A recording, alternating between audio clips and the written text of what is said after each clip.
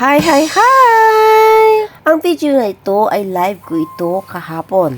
Kaso nga lang, ang live ko ay nagkaroon siya ng copyright dahil sa mga music na naririnig sa labas, mga kabilas.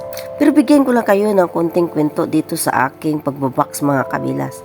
Kasama ko nga pala dito ang aking kaibigan na si Caroline. Nandito kami ngayon sa packing area dito sa Hong Kong, mga kabilas. Bago namin sinimulan ang pag-iimpake ng aking box, mga kabilas, ay nagkakape muna kami.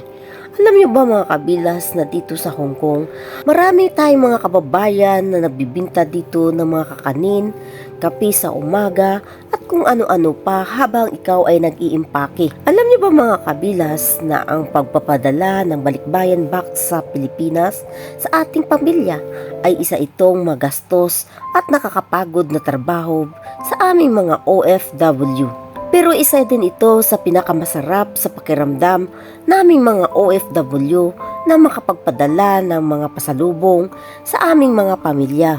At madalas ginagawa namin ito bago kami magbakasyon o umuwi ng Pilipinas. Hindi naman kasi lingid sa ating mga kaalaman, mga kabilas, na kailangan talaga natin mag-impake bago tayo umuwi dahil hindi naman natin ito madadala sa eroplano. Minsan kahit wala kang budget, wala kang pera, mas inuuna mo pa talaga makapagpamili para mayroon kang ibigay na pasalubong sa kanila na masasabi mo man lang na galing kang abroad talaga. Pero alam nyo ba, mga kabilas, na mayroon pa talagang mga iilan-ilan sa ating mga pamilya na hindi pa talaga nakukuntinto sa isang chocolate lamang o sa isang sabon, sa isang shampoo, sa isang Colgate na binibigay mo. Kasi alam mo, mga kabilas, ang pinaka-importante naman talaga sa kanila ay pera. Pera naman talaga ang inaasahan nilang iabot mo kapag ikaw ay dumadating sa Pilipinas, mga kabilas. Minsan nga sa dinami-dami ng ating mga kamag-anak sa Pilipinas, kapag hindi mo sila nabibigyan lahat, magtatampo pa sila sa iyo at hindi na nila yun iniisip kung gaano karami ang pamilya mo. At alam nyo ba, mga kabilas, na mayroon pa rin tayong mga pamilya na hindi nakukuntinto sa binibigay mo.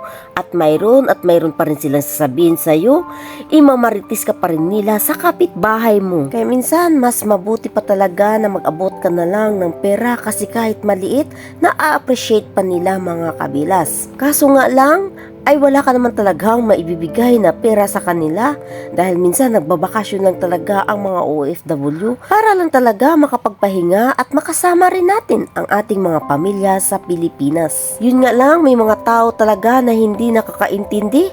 May mga pamilya talaga tayo na hindi nakakaintindi na pagdating natin sa Pilipinas na wala tayong pera. Hindi talaga tayo mapagpaniwalaan nila, kaya minsan nakakarinig pala talaga tayo ng salita na hindi maganda. Pero alam nyo ba, mga kabilas, na kapag intindi nyo ang salita nila ay ikaw lamang nadidihado? Kaya alam nyo, mga kabilas, sa tagal-tagal ko na sa pag-a-abroad dito, marami na rin akong karanasan sa aking pagbabakasyon sa Pilipinas at isa lamang ang natutunan ko, ang mag-focus sa aking pamilya, sa aking mga anak, at huwag intindihin ang mga taong hindi nakakaintindi ng nararamdaman mo. Umuwi ka at magpahinga, magpakasaya ka kasama ang iyong pamilya at huwag mong intindihin ang mga taong nanghihingi lamang ng pasalubong sa iyo na wala namang ambag sa buhay mo nung umalis ka ng bansa sa simula pa lamang na naghihirap ka na. At ngayon, sa 5 taon na hindi ko pagbabakasyon sa Pilipinas,